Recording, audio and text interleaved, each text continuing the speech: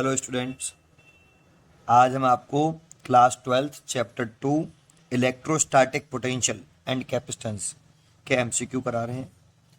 मैंने आपको पिछले वीडियो में 10 तक करा दिए थे, उससे आगे कंटिन्यू करते हैं। 11 से स्टार्ट करते हैं। कॉपी और पेन निकाल के ज़रूर बैठें और इटसेल्फ पहले क्वेश्चन को ट्राई करें, वीडियो को पॉज करके फिर वापस आएँ। Equipotential at a great distance from a collection of charges whose total sum is not zero are approximately। देखो इसमें इंपॉर्टेंट क्या है कि कलेक्शन ऑफ चार्जेस है, whose total sum is not zero, ठीक है, आर अप्रोक्सीमेटली। लेकिन इंपॉर्टेंट ये भी है great distance.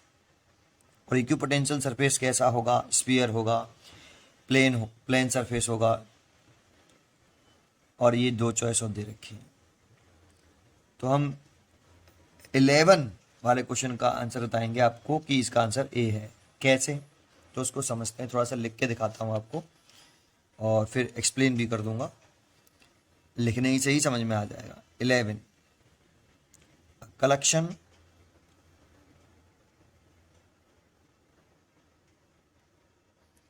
Of charge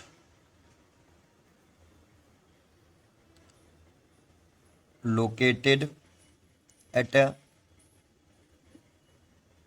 very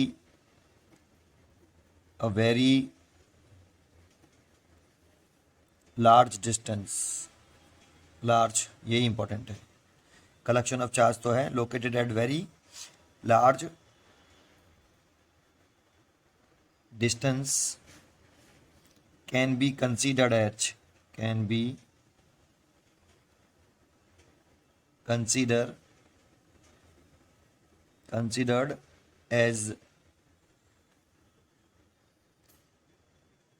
the point charge,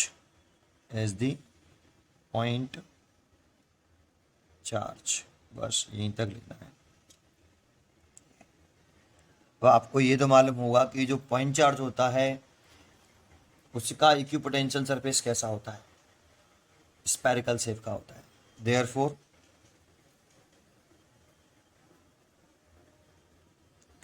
the equipotential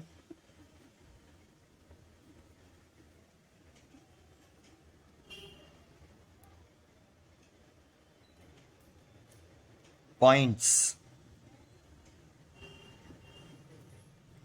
for a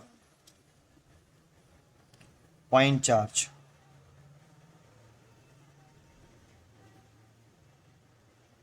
will have a spherical surface।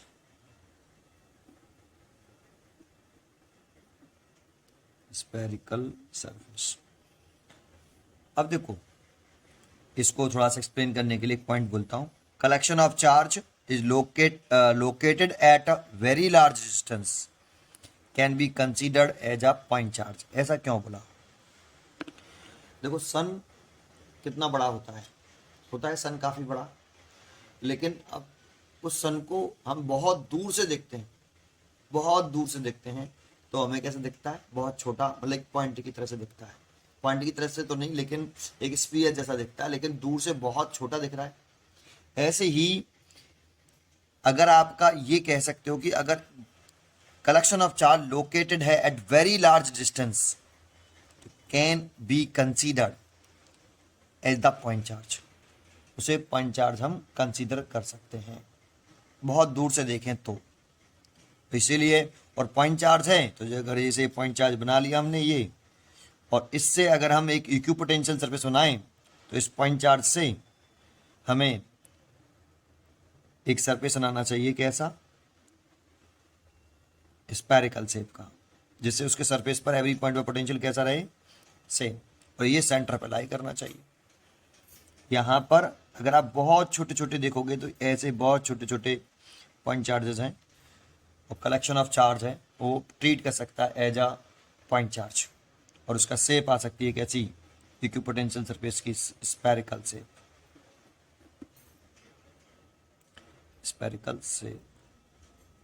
Spherical से। ठीक है, ये क्वेश्चन नंबर 11 हो गया। क्वेश्चन नंबर 12 देखते हैं अगला। इसकी जो चॉइस हो गई फिर हमारी ए, 11 का ए। 12 क्वेश्चन पढ़ते हैं। 4 capacitor each 50 microfarad are connected as shown figure. DC voltmeter V read 100 volt. ये जो वोल्टमीटर है वो रीड कर रहा है 100 volt. The charge on each plate of each capacitor H. देखो पहले डायग्राम बना लेते हैं। पहले एक बार बताऊं, जैसे ये कैपेसिटर है और मैंने यहां एक ये वोल्टमीटर लगाया है और यहां लेट गिवन है, ये मान लो ये सी कैपेसिटेंस है इसका, यहां गिवन है कि रीडिंग ऑफ वोल्टमीटर,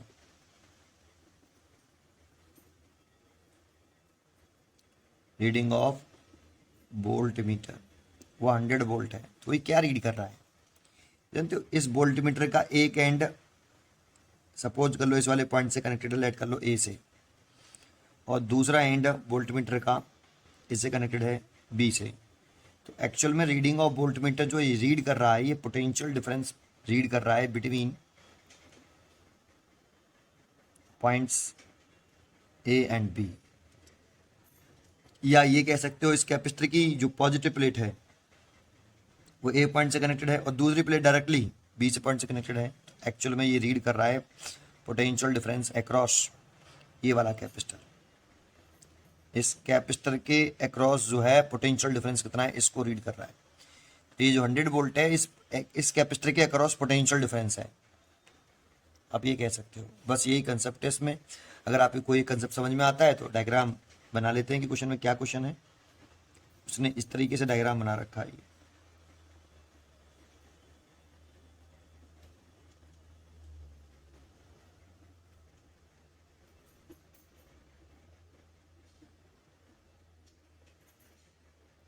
और इसको यहाँ से ऐसे यहाँ एक बैटरी बना दी है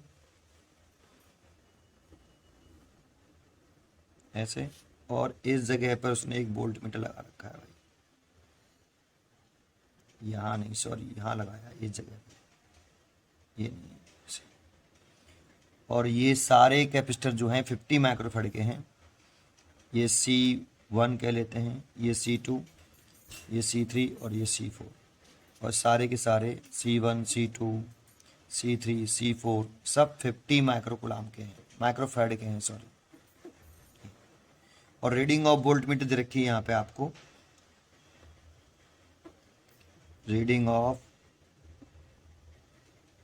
वोल्टमीटर वो दे रखी है आपको, reading of voltmeter 100 volt, 100 volt दे रखी है। अब जरा देखो, इस वोल्टमीटर का एक एंड आप यहाँ के लेते हैं ए से कनेक्टेड है और दूसरा पॉइंट यहाँ के लेते हैं बी से कनेक्टेड है। तो ये रीडिंग जो दे रहा है ये पोटेंशियल डिफरेंस मेजर कर रहा है बिटवीन पॉइंट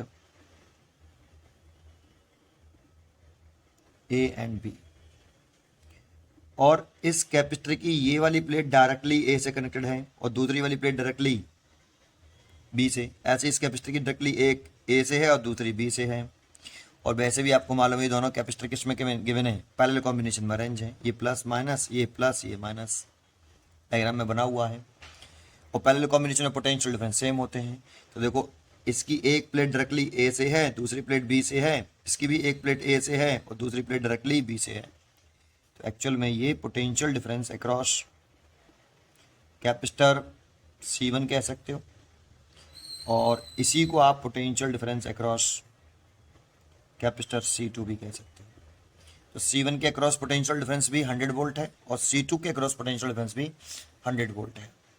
ठीक है, अगर ऐसा है तो फॉर C1 के लिए लिख लें, सब सारी चीज़ें C1 के ही लिख लो। Q बराबर कितना, CV से। अगर चार्ज C1 का निकालना है, C1 का ही कैपेसिटेंस, C1 का ही पोटेंशियल डिफरेंस, सारी चीज़ें C1 की, C1 के लिए लिख रहे हैं सारी चीज़ें C1 की।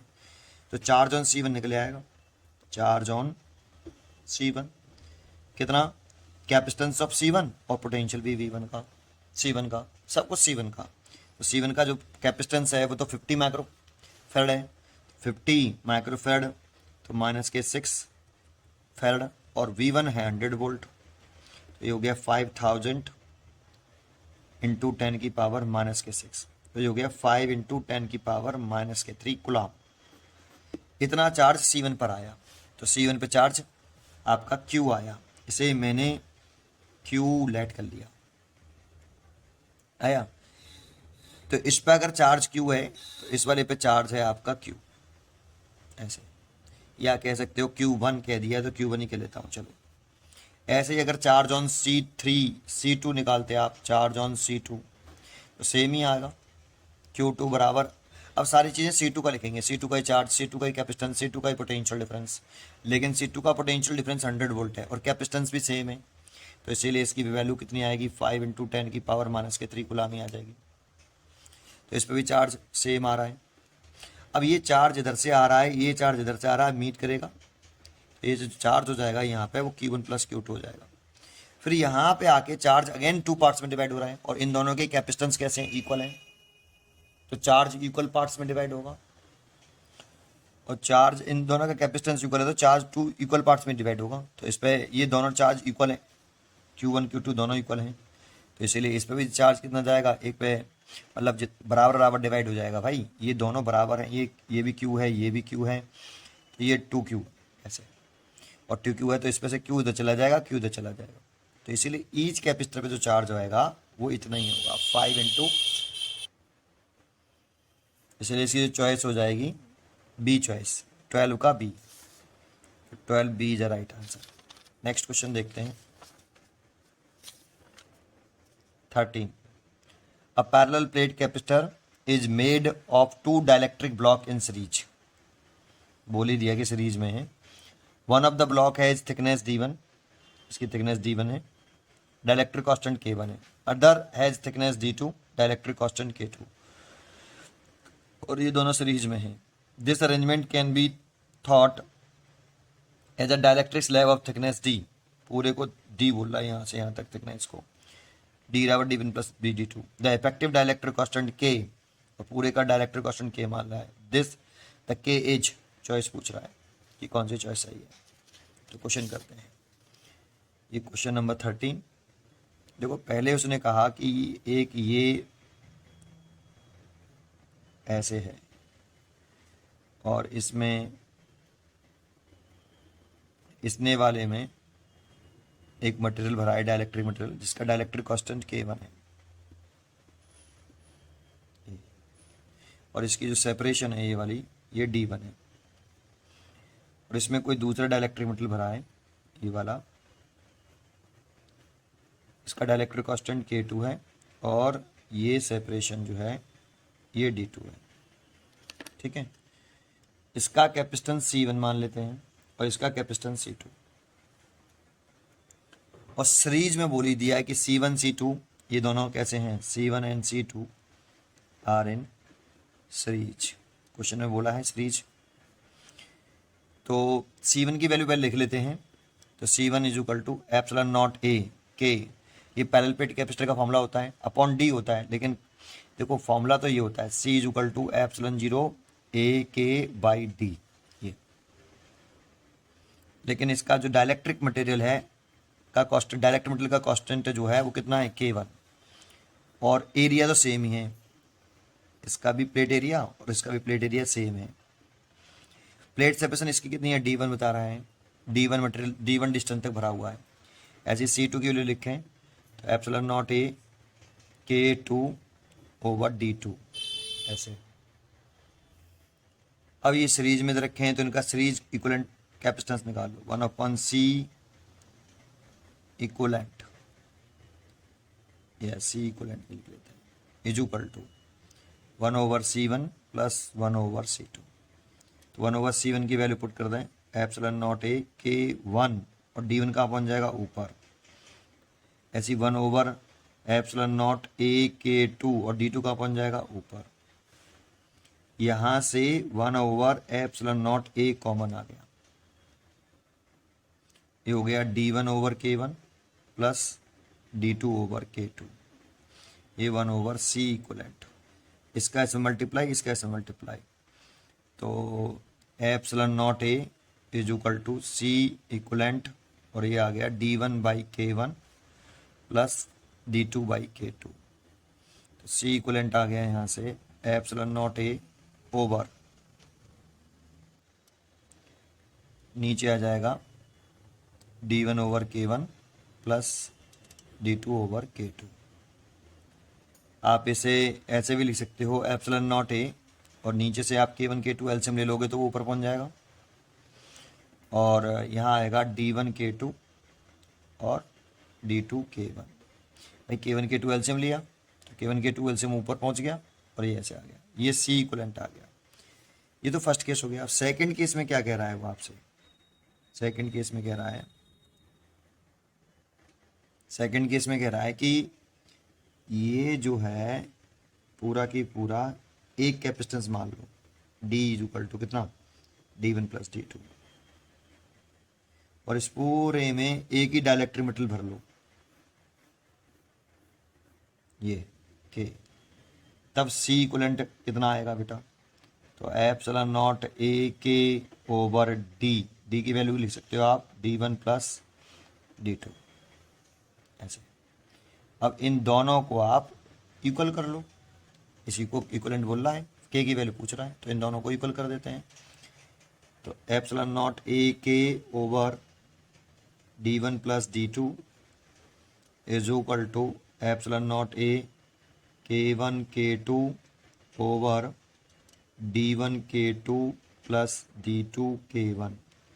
तो देखो एप्सिलॉन नॉट ए से ए कट गया, इसका से मल्टीप्लाई हो जाएगा तो k इज इक्वल टू आ जाएगा k1 k2 और d1 plus d2 divide by d1 k2 plus d2 k1। ये देखो ये रिजल्ट आ गया बेटा। चेक करते हैं रिजल्ट कितना है, रिजल्ट कितना है इसका, कौन सी चॉइस बन रही है, इसकी सी चॉइस बन रही है, k1 k2 d1 plus d2। देखो ये सी चॉइस हो गई इसकी, k1 k2 d1 plus d2, k1 d1, ये गलत लिख गया है भाई यहाँ पर, k1 d1 तो नहीं आएगा, चॉइस तो यही होगी, लेकिन यहाँ थोड़ा सा मिस्टेक कर गया है, k1 d2 आएगा, k2 d1 आएगा, ठीक है, ये मिस्टेक की है इसने। चलो ठीक है, सी चॉइस ही होगी, 13 का सी। आगे चलते हैं 14 की तरफ चलते हैं। क्वेश्चन नंबर 14,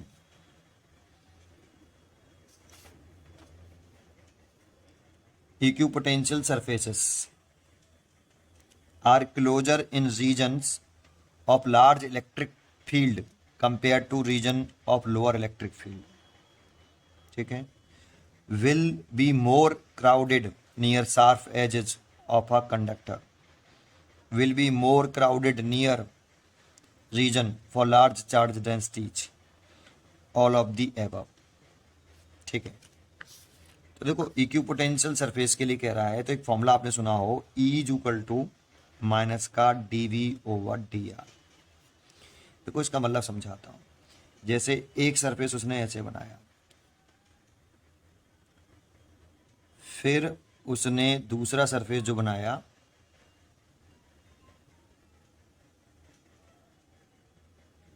वो ऐसे बना दिया, और तीसरा सरफेस उसने ऐसे बनाया। ये कह रहा है ये तीनों सरफेस इक्विपोटेंशियल सरफेस हैं, ए सरफेस, बी सरफेस और सी सरफेस जो हैं वो इक्विपोटेंशियल सरफेस हैं। थोड़ा सा ऐसे कर देते हैं, ठीक है। तो आपसे पूछ रहा है कि किस पॉइंट पर इलेक्ट्रिक फील्ड ज़्यादा हुआ, पी पर या क्यू पॉइंट पर, किस पॉइंट पर इलेक्ट्रिक फील्ड ज़्यादा हुआ। लेकिन एक पॉइंट सुन लीजिए यहाँ, अगर ये 40 वोल्ट है, ये 80 वोल्ट है, और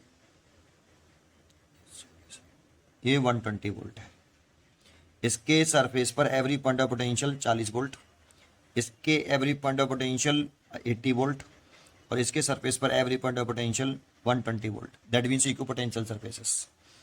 तो देखो इन दोनों सरफेस के बिटवीन पोटेंशियल में डिफरेंस कितने का है, डीवी कितना है, इसके और इसके बीच में पोटेंशियल में डिफरेंस 40 वोल्ट का है, और इन दोनों में कितने का है, पोटेंशियल में डिफरेंस कितना है इन दोनों सरफेस के बीच में, वो भी 40 वोल्ट है।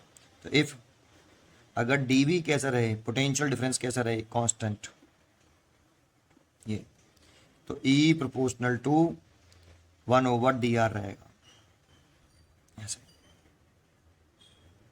और डी आर रहेगा, तो जहाँ डिस्टेंस कैसी होगी, लार्ज होगी, इक्विपोटेंशियल सरफेस के बिटवीन जो सेपरेशन है वो लार्ज रहेगी, वहाँ पर इलेक्ट्रिक फील्ड लाइंस जो होंगी, जो इलेक्ट्रिक फील्ड होगा वो वीक होगा, वीक इलेक्ट्रिक फील्ड होगा। तो large gap electric field weak, और small gap electric field strong. तो इन दोनों पॉइंटों में से किस पॉइंट पर इलेक्ट्रिक फील्ड ज़्यादा है, ईपी या ईक्यू?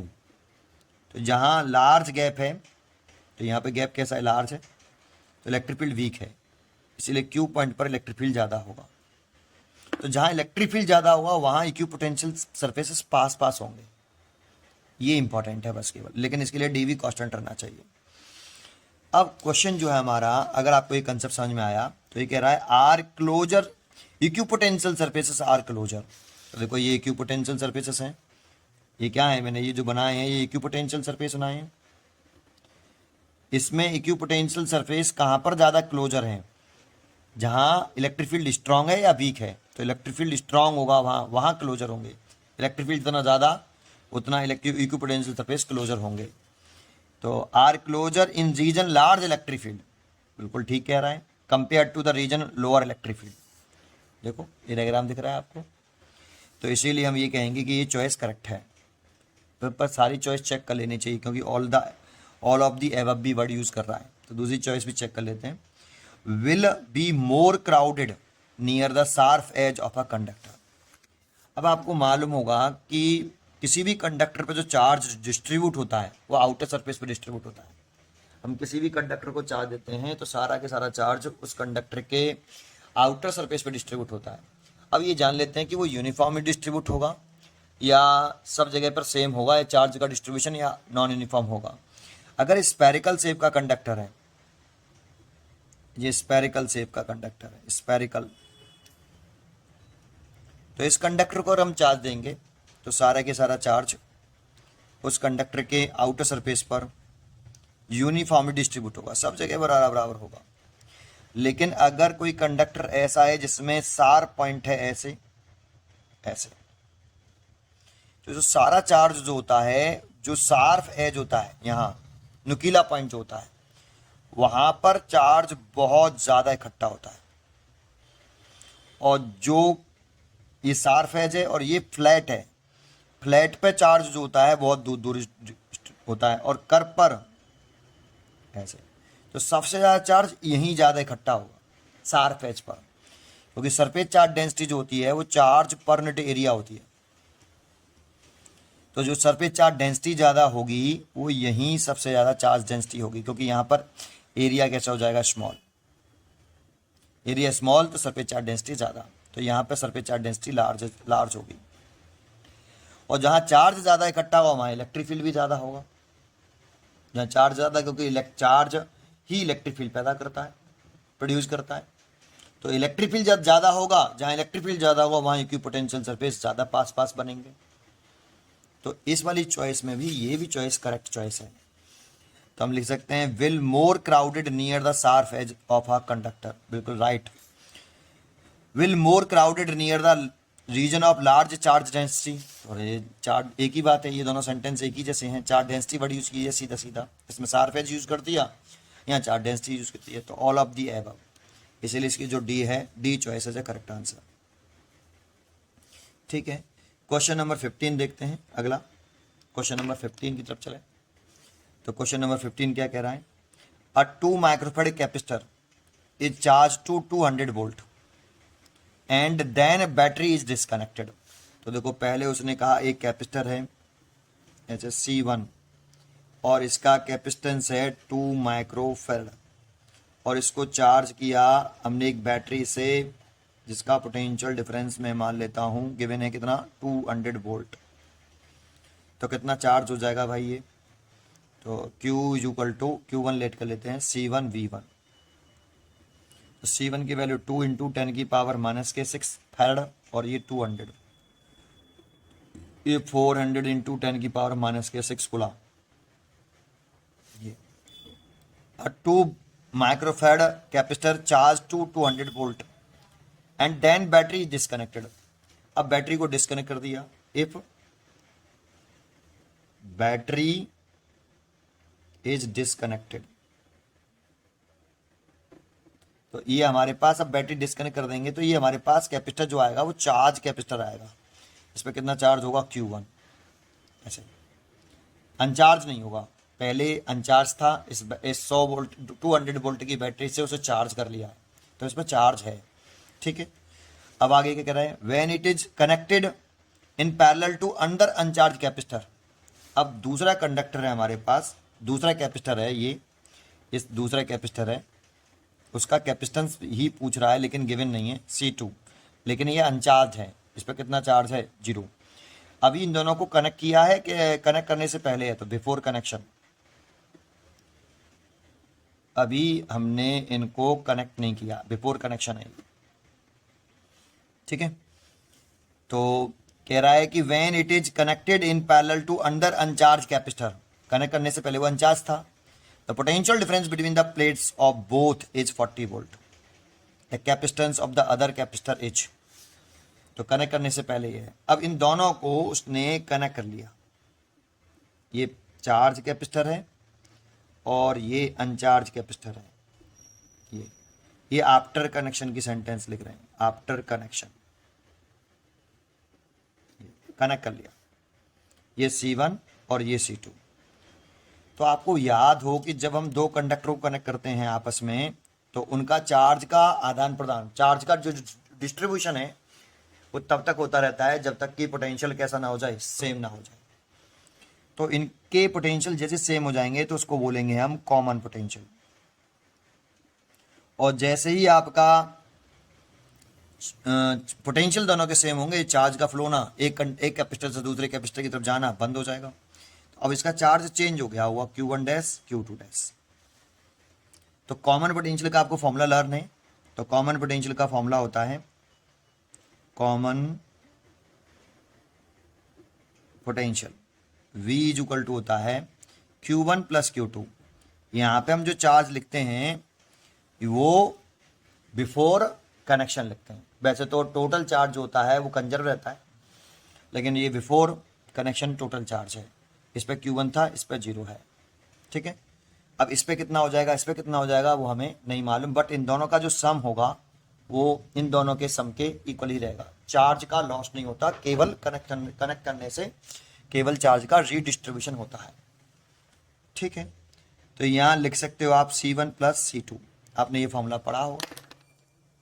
तो Q1 कितना है आपका, तो Q1 है 400, Q1 है 400 इंटू 10 की पावर -6, और Q2 कितना है 0, divided by C1 plus C2, and C1 और C2 लिख लें। C1 की वैल्यू कितनी है आपकी 2 माइक्रोफैड है, और सॉरी ये तो 2 माइक्रोफैड रखा है, तो 2 इंटू 10 की पावर, अरे यार 2 इंटू 10 की पावर -6, और C2 तो निकालना है, और इसकी वैल्यू गिवन है उसने हमें 40 volt. The potential difference between the plates of both is 40 volt. तो कनेक्ट करने के बाद 40 वोल्ट, ये तो ये हो गया 400 इंटू 10 की पावर -6, और नीचे हो गया 2 इंटू 10 की पावर -6 प्लस C2। बस इसको सॉल्व करना है। तो देखो ये इससे काट सकते हो आप 10 बार, और इसका से मल्टीप्लाई कर लो, तो ये हो गया 2 इंटू 10 की power -6 plus C2 is equal to हो गया 10 इंटू 10 की पावर -6। तो C2 इज इक्वल टू आ जाएगा 10 इंटू 10 की पावर -6 इंटू 2 इंटू 10 की पावर -6, ऐसे।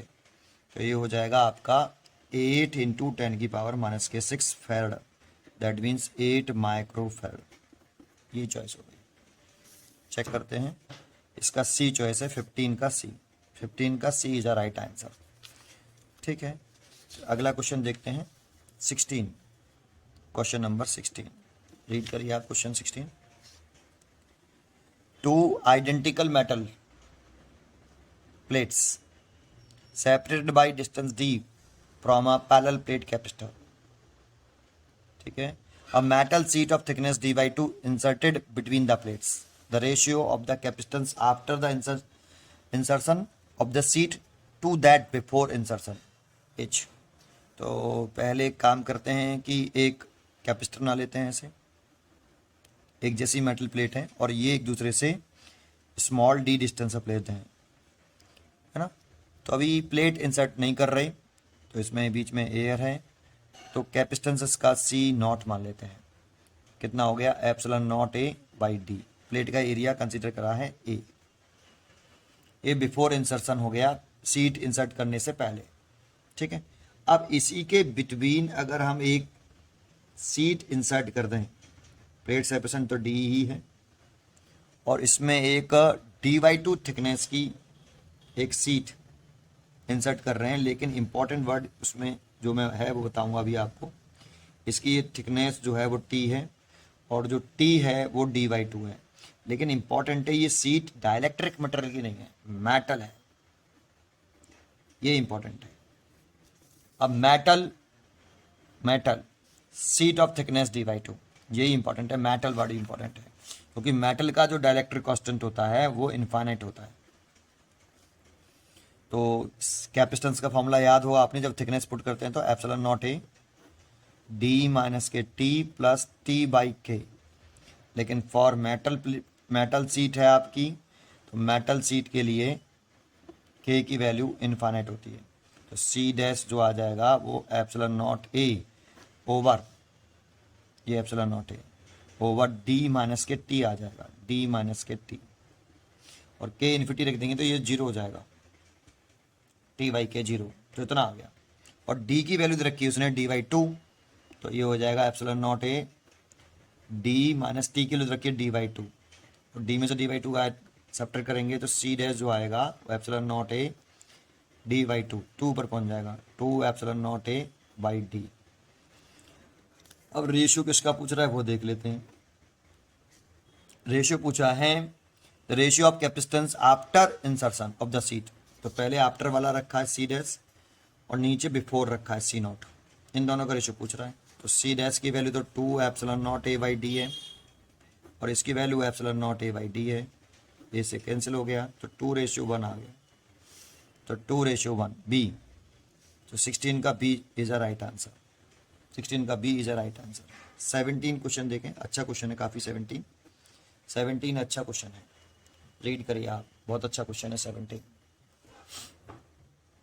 N identical capacitors joined in parallel are charged to a common potential V, ठीक है। n identical capacitors joined in parallel are charged to a common potential V. The battery is disconnected, battery कैसे है disconnect कर दी फिर। now the capacitor are separated and joined in series for the new combination H. Energy and potential difference both will remains unchanged. Energy will remain same and potential difference will becomes NV. Energy and potential both will be n times. Energy will n times और potential difference will remain same V. करते हैं तो पहला condition उसने कहा कि हमारे पास एक जैसे कैपेसिटर हैं, इसका कैपेसिटेंस C है, ये दूसरा है, इसका भी सी, ये तीसरा थर्ड है सी एंड डेड डैश, ऐसे आपके एन कैपेसिटर लगे हुए हैं, ऐसे सीरीज पैरेलल में लगे हुए हैं शुरुआत में, और सबको एक बैटरी से कॉमन पोटेंशियल दिया है, तो सबका पैरेलल कॉम्बिनेशन है तो पोटेंशियल सेम, इसका भी है तो इसका भी इसका भी इसका भी इसका भी इसका भी पोटेंशियल भी, इसका भी इसका भी और इसका भी। इस कैपेसिटर पे कितना चार्ज आया, तो लेट किया Q, इस पे भी Q आएगा, इस पे भी Q, इस पे भी Q, क्योंकि Q इज इक्वल टू होता है CV, तो इस कैपेसिटर पे कितना charge, Q is equal to CV, इसी का कैपेसिटेंस इसी का पोटेंशियल। इस पे भी चार्ज कितना आएगा CV, इस पे भी CV, इस पे भी CV, तो सभी कैपेसिटर पर CV चार्ज आएगा, इस पे 1 2 ये 3 और ये N, तो सभी कैपेसिटर पर टोटल चार्ज कितना है, इस पे CV CV CV CV, तो सब पे Q है। तो ये तो यहाँ से टोटल चार्ज कितना रहा होगा जब ये डिवाइड हुआ होगा, ऐसे इस बैटरी से कितना चार्ज चला होगा टोटल, जिससे सबको CV मिला, तो ये रहा होगा NQ, यहाँ पे ये NQ चार्ज रहा होगा टोटल। तो टोटल चार्ज पूरे कॉम्बिनेशन पे जो टोटल चार्ज है वो NQ है, और ये टोटल पोटेंशियल डिफरेंस है ये। तो सो पूरे सिस्टम की पोटेंशियल एनर्जी पैरेलल कॉम्बिनेशन में वो कितनी है? तो आपने फॉर्मूला पढ़ा होगा 1/2 क्यू स्क्वेयर बाई या क्यू वी, ऐसे लिख लो 1/2 क्यू वी। आपने देखो 3 फॉर्मूले पढ़े होंगे, एक तो पढ़ा हुआ 1/2 क्यू वी, एक 1/2 सी वी स्क्वेयर, एक 1/2 क्यू स्क्वेयर बाई सी, ये पढ़ा हुआ आपने ये।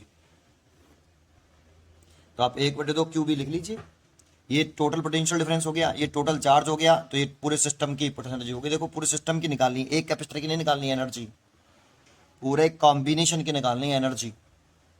और पूरे कॉम्बिनेशन की निकालनी है तो पूरे कॉम्बिनेशन की ही चार्ज चाहिए और पूरे कॉम्बिनेशन का ही पोटेंशियल डिफरेंस चाहिए। तो पोटेंशियल डिफरेंस तो भाई टोटल है ये भी, पैरेलल कॉम्बिनेशन में टोटल पोटेंशियल डिफरेंस भी है और टोटल चार्ज मैंने निकाल लिया ये रहा। तो कितना आया 1/2, कैपिटल क्यू की वैल्यू होगी एन क्यू और ये वी, और क्यू की जो वैल्यू होगी वो होगी सी वी। तो ये हो जाएगी 1/2 एन सी वी लिख दूंगा, तो सी वी इंटू ये क्यू की वैल्यू लिख दी सी वी और ये वी, तो ये हो गया 1/2 एन सी वी स्क्वेयर। इतना, इतनी पैरेलल कॉम्बिनेशन में टोटल पोटेंशियल एनर्जी होगी। ठीक है, फिर वो आगे क्या कह रहा है, आगे देखते हैं। आगे कह रहा है कि इन दोनों को अब बैटरी से, पहले तो इन कैपेसिटरों को डिस्कनेक्ट कर दो, सब कैपेसिटरों को आप बैटरी से अलग कर दो। तो बैटरी से अलग कर देंगे तो इस पर कितना चार्ज रहेगा भाई, Q बराबर सी वी। इस दूसरे वाले पे कितना रहेगा, Q बराबर सी वी। तीसरे पे कितना रहेगा, Q बराबर सी वी। फोर्थ वाले पे कितना रहेगा, Q बराबर सी वी। तो ये पहला कैपेसिटर है, ये दूसरा है, ये तीसरा है, एन डेड डेड डैश, ये एन वाई, सब पर इतना चार्ज रहेगा। डिस्कनेक्ट कर दिया, ठीक है। फिर इनको ज्वाइंट कर दिया है सीरीज में, तो अब इन सबको ज्वाइंट कर दें सीरीज में। और सीरीज कॉम्बिनेशन में क्या चीज़ सेम रहती है, चार्ज सेम रहता है, आपको मालूम हो ऐसे। तो इस पर जो चार्ज है वो Q, इस पर भी Q है, ये सीरीज कॉम्बिनेशन में चार्ज सेम रहता है ऐसे, और सीरीज में लगा दिए हैं ये। इसका कैपेसिटेंस C है, इसका भी कैपेसिटेंस C, इसका भी कैपेसिटेंस C, इसका भी कैपेसिटेंस C। अगर इस कैपेसिटर का पोटेंशियल डिफरेंस निकालना चाहें V1, इसका V2 और इसका V3, ऐसे ही एन डेड डेड, ये डेड डेड डैश है, एन डेड डेड डेड डैश, ये Vn ऐसे। तो देखो इस कैपेसिटर का निकालना है, सारी चीजें इसी की। तो V इज इक्वल टू, ये for first capacitor, first capacitor, तो V1 is equal to Q first capacitor का और कैपेसिटेंस भी फर्स्ट कैपेसिटर का, सारी चीजें फर्स्ट कैपेसिटर की। तो Q तो कितना है भाई, CB है, और C1 कितना है, वो भी C है, तो कितना आएगा V, तो V1 आएगा V। ऐसे ही V2 निकालोगे ना आप for second capacitor, for second capacitor, तो सारी चीज़ें सेकंड कैपेसिटर की, चार्ज तो सेम ही है ना और कैपेसिटेंस भी सेम है। चार्ज कितना है CV और कैपेसिटेंस कितना है C, तो V, ये सारे V आने वाले हैं। तो पूरे सिस्टम का टोटल पोटेंशियल डिफरेंस कितना हो गया, पूरे सिस्टम का total potential difference, total charge तो हो गया कितना Q ये, लेकिन पूरे सिस्टम का टोटल पोटेंशियल डिफरेंस निकालें, तो ये पूरे सिस्टम का टोटल पोटेंशियल डिफरेंस निकालें तो V1 सीरीज में ऐसे ऐड कर लेते हैं Vn, सो ये हो जाएगा V plus V and so on plus V n times, तो ये हो जाएगा NV। तो पूरे सिस्टम का टोटल, कॉम्बिनेशन का टोटल पोटेंशियल डिफरेंस, एक कैपेसिटर का नहीं, पूरे कंबाइंड सिस्टम का पोटेंशियल डिफरेंस आया NV। एनर्जी निकाल लें पूरे सिस्टम की सीरीज में, तो इसके लिए 1/2। अब हमें देखो पूरे सिस्टम पे कितना चार्ज है टोटल, वो पूरे सिस्टम का जो टोटल चार्ज है वो कांस्टेंट ही है Q, और पोटेंशियल डिफरेंस है Vs, है ना। तो 1/2 पूरे सिस्टम का टोटल चार्ज है ना बेटा, ये यहाँ से एंट्री टोटल चार्ज कर रहा है ऐसे। अगर आप यहाँ बैटरी लगाओगे, एक सिस्टम लगाओगे, तो ये आपका इस तरीके से, तो यहाँ से जो चलता है चार्ज, जो टोटल चार्ज है, तो Q, और Q की वैल्यू कितनी है CV, और Vs की वैल्यू कितनी आई है NV। तो ये हो जाएगा 1/2 N, पहले कितना आया था, पहला कितना था 1/2 N CV स्क्वायर, तो ये भी वही आ रहा है 1/2 N CV स्क्वायर, तो सेम ही रहा, दिख रहा है 1/2 N CV square, 1/2 N CV square. तो एनर्जी सेम रही, एनर्जी, लेकिन पोटेंशियल n टाइम्स इंक्रीज कर गया। तो B choice is correct answer, energy will remain same और पोटेंशियल डिफरेंस बिकम्स NV। इसका 17 का B is a right answer. 17 का जो है B is a right answer. 17 का B is a right answer. ठीक है, पूरे ये जो एनर्जी पूछ रहा है वो पूरे सिस्टम की पूछ रहा है, सीरीज कॉम्बिनेशन की। ऐसी जो टोटल पोटेंशियल पूछ रहा है पूरे सिस्टम का कॉम्बिनेशन करके। पढ़ते रहिए एंड खुश रहिए।